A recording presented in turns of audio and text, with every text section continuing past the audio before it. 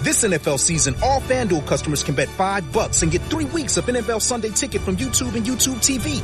So if you've got a hunch, you can watch it come to life live, like a vibe hunch. I don't like the way the quarterback is warming up. I don't like the way the running back is warming up. I definitely don't like the way the punter is warming up. Put your hunch to the test this season with FanDuel. All customers bet $5 and get a 3-week free trial of NFL Sunday Ticket from YouTube and YouTube TV. Plus, new customers bet $5 and get $200 in bonus bets guaranteed. 21 plus and present in North Carolina. New customer offer. First online real money wager only. $5 deposit required. Bonus issued is non-withdrawable bonus bets expiring 7 days after receipt. See terms at FanDuel.com/sportsbook. Gambling problem? Call 877-718-5543 or visit morethanagame.nc.gov. NFL Sunday Ticket offer from YouTube and YouTube TV ends 9/22/24. After 3-week free trial, the full price of NFL Sunday Ticket will be automatically charged seasonally. Cancel anytime, no refunds. Terms, restrictions, and embargoes apply. YouTube TV base plan required to watch YouTube TV. Redemption requires a Google account and current form of payment.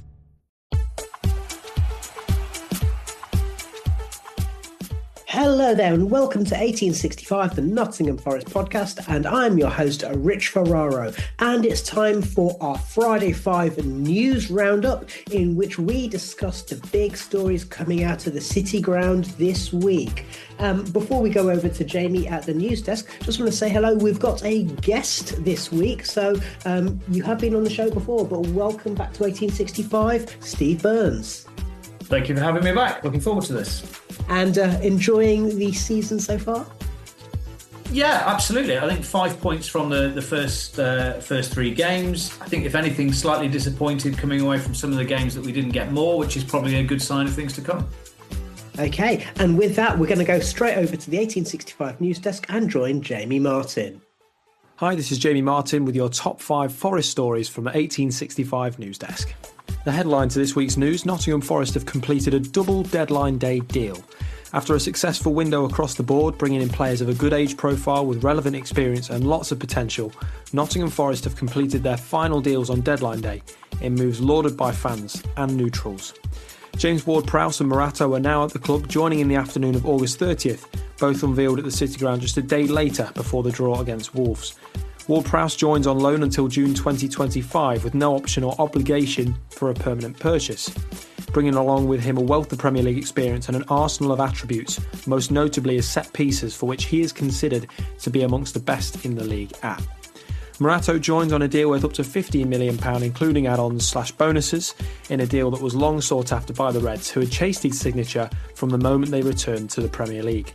The left-sided centre-back joins and brings quality, experience and potential following his departure from Benfica. So 2 new additions there on deadline day for Nottingham Forest.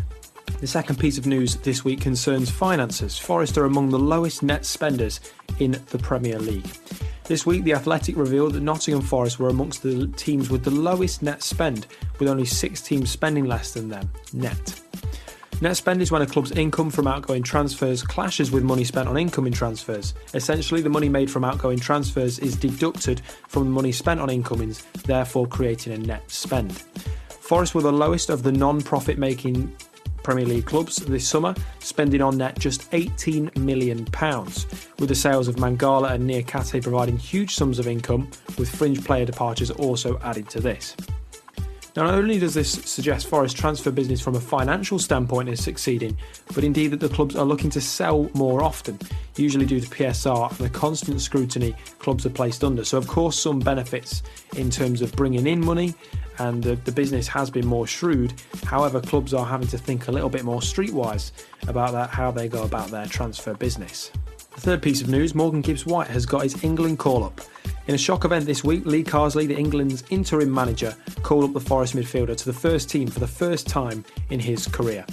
Gibbs-White, who worked under Lee Carsley's England under-23 side, even winning the under-23 Euros last summer, is now the likely choice to succeed Bellingham, Foden or Palmer in the number 10 position for England, should Carsley decide to play with that formation, as the 3 mentioned players recover from injury and are ruled out of the squad.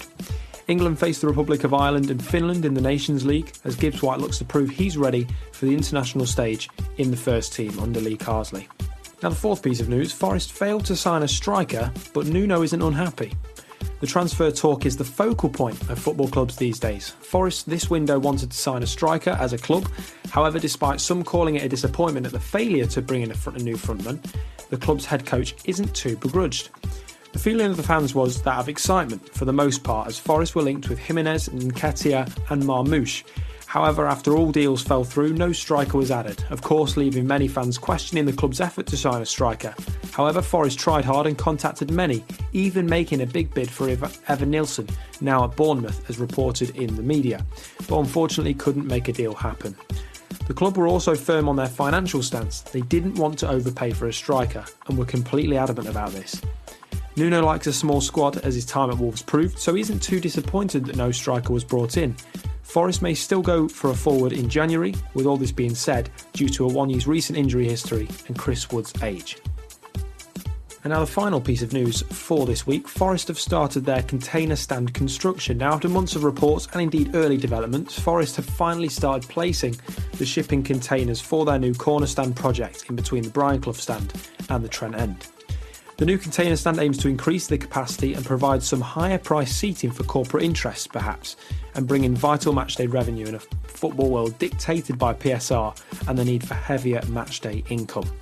It is unclear as to whether these new boxes will be complete, when these new boxes will be complete. However, with the international break in full swing, Forest have a small window to make big additions. The club are also building Evangelos Marinakis' personal suite in the Peter Taylor stand, with work now underway. So that just leaves me to say that is the latest from the 1865 News Desk. I'm Jamie Martin. Be sure to catch up with me on Twitter, or X as it is now known, via I am Jamie Martin. Updates on Nottingham Forest related news throughout the week. Great. Thank you very much there, Jamie. Steve, there's a few stories there that I think we're going to combine. And let's start off with the transfer business. So the players in are Morato from Benfica, a left-sided defender who's taken Joe Worrell's old number 4 shirt, and James Ward-Prowse, who's joined on a season-long loan from West Ham. But the other story that I want to throw in there is that there is no new striker, and Nuno says he's okay with this. So overall, how do you feel about Forest's transfer window? I think this season has been very measured, which is something that we've not been able to say about Nottingham Forest over the last couple of seasons. It seems to be that they've sold well. I mean, think about the money that's coming through Niakate and through Mangala as well. And then on top of that, the purchases that they made seem to be very sensible, and kind of mixing that into the net spend that we've had over the summer. It's been a very, very measured approach, which I think has been quite refreshing, particularly after the circus that last season seemed to be. In terms of the players that have come in, Morato, I didn't know much about him at all. Done a bit of reading over the last few days around him. He's 23, 6'4", left-footed central defender. It does almost feel like he's a ready-made fit for a replacement for Murillo if he happens to move on at some stage. So, and again, at 23, there's plenty of space for him to grow in terms of his career there. So yeah, I think all over it's been a very measured and very sensible transfer window. Yeah, and on the topic of Morato, I mean, we have let Joe Worrell go. I think that felt inevitable for some time. We were expecting, I think most of us fans were expecting Murillo to disappear for a nice hefty profit over the summer, but he's with us for another season. So I think this gives us the opportunity to integrate someone while also making sure that we've got cover, because Nuno does sometimes like to play through at the back, but also you can't get through a full season with only 4 senior centre-halves. Would you agree? Yeah, absolutely. I think it was a very, very sensible acquisition. And again, something that can be said for all our new players this summer. They've made the squad generally a lot stronger than it was before these players came in. So I think all in all, it's been a very, very good summer. And on the topic of making the squad stronger, I mean, obviously we know that we've lost Danilo for at least half the season, most likely. And in reality, it'll probably take even a bit longer for him to recover. Ankles, bones tend to heal quite well, but ligaments and the other damage in that kind of sensitive part of the body, it might take a little bit longer. Even once he gets back into training, it'll take a little while before he can do contact work. And even once he gets into that, he'll probably be a little bit nervous once he gets back on the pitch. So having James Ward-Prowse, who can play as a 6 or an 8, but also adds that set piece delivery, having him on a season-long loan, yes, the wages are going to be high, but it seems like a very, very canny move to get somebody who's an experienced Premier League campaigner as an extra body in there and to, hopefully also bring up the standard of the players around him. Oh, it's a staggering signing. I think certainly everyone in our house was very, very surprised when that one came through. Particularly that this is a player that went for 30 million the summer before. I don't think any of us could have dreamed of having him coming in. I think it leaves an interesting headache for Nuno in terms of where he actually fits him into the squad. But certainly, I agree with you. The quality that he's bringing in, it kind of reminds me a bit of a Volvo. If you're going to draw on some car pilot parlance here, in that he gets on with things very quietly. He's very understated, but he's an absolute quality luxury player with it as well. And so I'm excited to see exactly what he goes to deliver for us.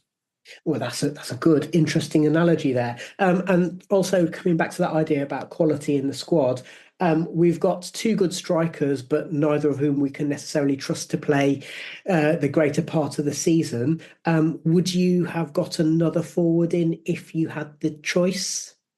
I think if I had the choice, yes. But I think, again, slightly refreshed here that there has been no knee-jerk reaction from Forest just to go and sign, some has-been player or somebody in on loan that... Yeah. I'm not quite sure what you said under your cough there, but yeah, we haven't had those kind of, oh my goodness, why have they signed him type signings this summer? And so I think the fact that they didn't jump in head first when clubs rejected bids, by adding an extra 10 million to them, again, being very, very measured, which is refreshing in and of itself. And what do you think has brought this about? Is it from having their fingers burned over PSR, or is it the fact that there's been, an influx of new brains and new minds coming into the management of the club? Is it Nuno wanting a small squad, or is it a little bit of all of those? I don't profess to know any of the major inner workings of the club, but certainly Nuno is having an influence in the way that the team is actually being built. I think you correctly said on many occasions that he likes to work with a smaller squad. I think PSR has definitely had an influence on it. But also, we're not in that position of having to completely rebuild a championship team into a Premier League squad. We had essentially the spine of a good Premier League squad coming out at the end of last season. And what we've done is been able to add additional quality to that. So I think that certainly had a bearing on things as well. But I, for one, found it very refreshing to come out with a very good summer transfer window. Yeah, okay. And just on the topic, going back to that net spend, yeah, I mean, obviously, fingers crossed, it'll keep Forest safe keep the PSR wolves from the door. We know that the bulk of the money came in. We had a little bit of money coming in from, for example, Scarpa going and so on and so forth. But the bulk of the money came in from Niakate and Mangala being sold. I mean, Mangala for 27 million, I didn't see that coming. Niakate for 25 million, rising to 30. But are you a little bit sore? Are you kind of feeling what might have been the fact that Mangala's now going to be plying his trade at Everton for the rest of the season? It'll be interesting to see what happens there. I mean, he was one of those players that didn't have a particularly good first season. His second season, he started to show us what he was really capable of doing. And, I think the transfer fee we got for him is a reflection of the way that he's actually grown as a player. So I was very disappointed to see him leave, particularly with the potential that he had.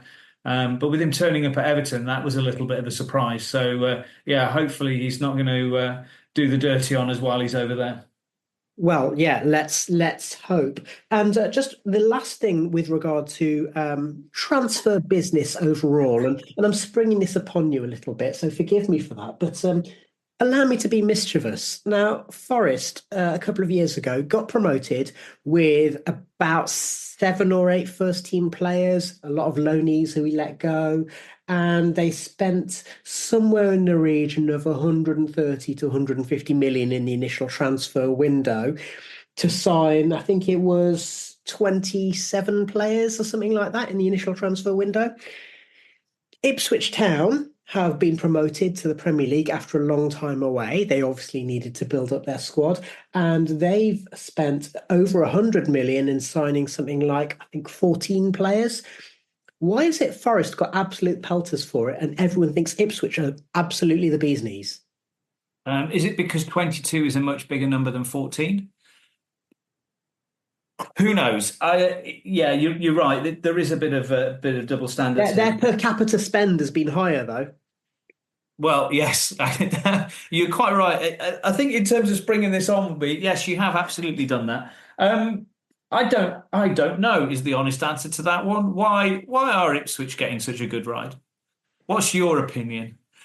Well, people like Kieran McKenna, but the weird thing is that I think one of the weird things is that Forest are pretty popular in the media. There are quite a lot of journalists at the big, newspapers and media organisations who are of a similar vintage to you and I, Steve, and grew up supporting Forest through in the Clough and Clark eras. So there are Forest supporters in the media, as we well know.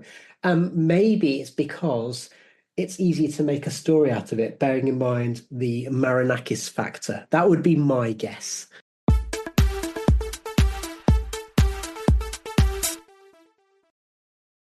You're listening to 1865, the Nottingham Forest podcast.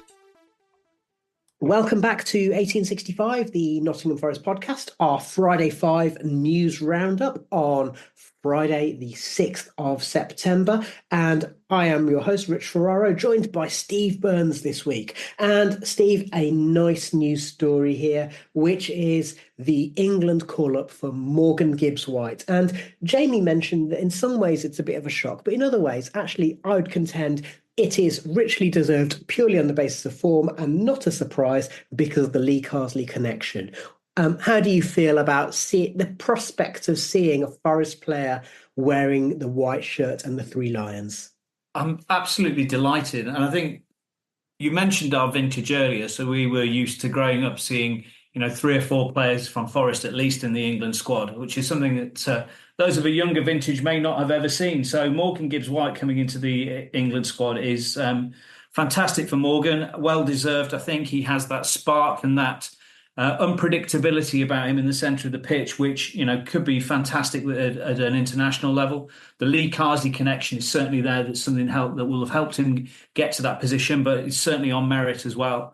I was at the City Ground on Saturday, and as the announcer announced Morgan Gibbs-White as England's Morgan Gibbs-White, there was a real lift from the crowd there. So it sounds like the rest of the Forest fans are very much behind this. But yeah, exciting to see what he'll do. And also interesting to note that that little cheeky mention of England's Morgan Gibbs-White by our very own friend of the pod, Mark Dennison, at the City Ground, made it into the Match of the Day commentary, which I know Denno was particularly pleased about. And there's a good chance he's actually going to play, isn't there? Because Bellingham's out. There's a few other players, senior players who are missing. And one of the reasons for Morgan having to wait his turn isn't just Forest's lowly position, but also the fact that there's a lot of competition in those kind of number 10 slots. Yeah, no Bellingham, no Cole, Maddison not in the squad. What a shame there. So yeah, I'll be excited to see if he gets to start or certainly at least come on as a sub. So I shall be watching. I shall actually be watching England this weekend, which is something that I don't usually do. I'm just not bothered by it, but actually having Morgan playing gives me a good reason to watch. Absolutely. You mentioned being at the City Ground. And of course, you are a season ticket holder. So I think overall, as you mentioned at the start, it would have been nice to have got more points, particularly at home. But 5 out of 9. And then the other thing that Jamie mentioned is the fact that the ground, the first minor redevelopments have taken place with the addition of a couple of extra rows of seating and the movement of the video screens, which hasn't gone down well with everyone because they're not always the most visible depending upon where in the ground you are. But then also the use of shipping containers to build into the corners. Do you welcome this, Steve? Well, picking up on the comment about the screens, I'm gutted about that because I sit diagonally opposite, as far possibly as away as I could from any of the screens, and they've made them that bit smaller, so I can't see anything on them anymore. So that's as close as you're going to get to me getting angry. As for the shipping containers, we've got to bring some more money in somehow. It's going to take time to redevelop those stands, and if this is something where the club can get some interest and some more corporate money in, then I'm all for it. And, without going over old ground, we've discussed the ground redevelopment on the podcast many, many times, but these kind of little measures, these are kinds of things that you can do when you've got someone who is basically got a background in architecture as the club chairman. Yes, that does tend to help as well.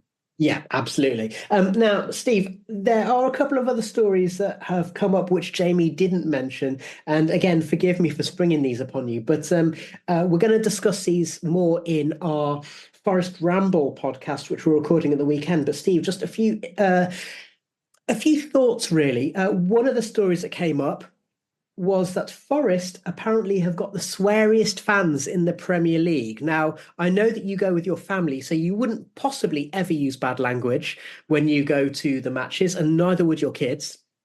But can you believe it? And this is entirely not connected to having Divock Origi and Matt Turner playing for us last season, I'm sure. To be honest, I think that would account for quite a lot of it. If the idea of watching the ball being rolled back to Turner and him trying to work out which of his feet were actually connected to his legs. I'll have to admit, where I sit, it doesn't tend to be too bad. But I can imagine in certain areas of the stand, thinking particularly of you guys in A block, then yes, I can imagine it probably is one of the sweariest places in the country. Just generally, never mind football. And then the other story, and this kind of broke Wednesday evening, and Leicester and Chelsea have both basically got away with their PSR cheats. Leicester had the threat of a points deduction hanging over them, but an independent panel has ruled that charge cannot stick, because the charge was made at a time when Leicester were technically not in the Premier League, so they couldn't be charged by the Premier League. And Chelsea sold 2 hotels to themselves, which apparently is all fine. Everything is fine, nothing to see here. What's your instinctive reaction to that, Steve? Well, I think the first thing is I'm actually a little bit disappointed we haven't got the Maradona of the Midlands on this podcast, because he would go off using all kind of words with livid, and we would have some kind of rant for about the next 10 minutes on this one. I think with PSR, I've got to the stage now where I'm just resigned to how murky and unclear the whole situation is. How Chelsea have got away with this, I have got no idea. In terms of around about $1 billion that they've spent on transfer fees, and somehow they've managed to get away with this with their creative accountancy. As for the Leicester situation, that's again, it's just one of those loopholes that they've managed to find. And I think, let's be honest, for the first time. Not for the first time. But had Forest been able to find one of those loopholes, I'm sure they would have tried to exploit that themselves as they were going through the process last season. So I think, like I said, with PSR, I'm just resigned to the fact that this is something that we have, that it is very, very unclear as to how it's being applied from club to club. And I do think, particularly when you're looking at some of the consequences that have been of PSR, of clubs selling their academy players just to actually balance the books because they can shift them as pure profit. I'm sure that was something that was never intended when the rules were put in place. So it does feel like it's time for this to have a proper overhaul and some real clarity about what the rules actually mean, what applies and what doesn't. Yeah, I guess the interesting thing is that the Premier League, if they had their way, they would be charging Leicester still. So it's down to this independent panel. But once again, this is not the first time that we've seen a case of clubs getting away with stuff because the rules were badly worded and or badly implemented. And I guess the previous examples that we've seen of those are when Derby and Sheffield Wednesday sold their grounds to their owners and managed to put that down as being a profit on the books and that kind of thing, even though there was unrealistic prices. So this is not necessarily down to if there's a loophole there, then you can't blame the clubs for trying to exploit it, is what I'm saying. But it leaves a very, very sour taste in the mouth. And naturally, looking at comments on the internet last night, which isn't always a very good idea, what I found was everyone just saying, well, City have got absolutely nothing to worry about, have they? It does kind of leave it open for that having their charges turned over. They are very much the Premier League's meal ticket. Internationally, they're a club that obviously bring lots of interest and lots of money into the English Premier League. So given what we've seen with Leicester and Chelsea, I wouldn't be surprised if we see Man City come away scot-free as well. And I think the other thing is that, as you mentioned, one of the consequences, whether it be intended or not, has been that we have now got a very, very, I was going to say unstable, I don't know if that's the right word, but we've got this transfer market whereby it's actively encouraged for clubs to move players on. It's actively encouraged for clubs to develop players, but not for their own benefit, but to sell them on under this kind of idea of pure profit. And maybe I'm an old traditionalist, but it doesn't feel that that's the spirit of the game that we grew up watching, even allowing for the fact that it's now a multi-billion-pound industry. I think Forest have always been a selling club. We've always had this situation where we've managed to unearth gems, whether it's been through transfers or it's been coming through the academy, that once they do get enough interest, they do move on to bigger clubs. And that's an unfortunate history that we have at the club. In terms now of how quickly things are moving on, it is certainly a much faster pace than it used to be. And I think that's reflected in the transfers that Forest have been doing themselves. I mean, again, going back to Morata, only 23. And then you look at the likes of Murillo, Danilo, young players again who have the potential to develop. And I think Forest are setting themselves up so they can be that kind of club that buy low, sell high, and actually make some significant profit. But as for the academy players moving on, I think that is sad. We have that record currently with Yates, and we've always had a homegrown player in the squad for the last, it's something ridiculous, like 80 years. Yep. You can quite easily see that record falling apart just by the need to actually move players on to keep profit. So I think it is sad that you have these scenarios. Again, the Newcastle fans were really pointing out how much Anderson was actually waving to them when he went off in the Carabao Cup, and the way that they were singing his name. There is that still attachment to players when they move on like that. But so clearly, yeah, I don't think it's good for football, and I agree with you. I don't think it's very much in the spirit of what we want. Let's all go and watch non-league instead, I think. And on that bombshell, that's where we leave things for this edition of the Friday Five. So I want to say a big thank you to our guest, Steve Burns. Thank you very much for joining us. We'll also say thank you very much to Jamie Martin, our news hound, for bringing us the report a bit earlier on. And as I mentioned, we will be recording an episode of our Forest Ramble, our big podcast discussion at the weekend to take advantage of the international break, where we will be going into the issues of PSR. We will be reviewing Forest's season so far. As we said, it's 5 points. It could have been more. And we will also be bringing you a game of Guess That Red. And until then, we want to say a big thank you to you, listener, for joining us. And come on, you Reds.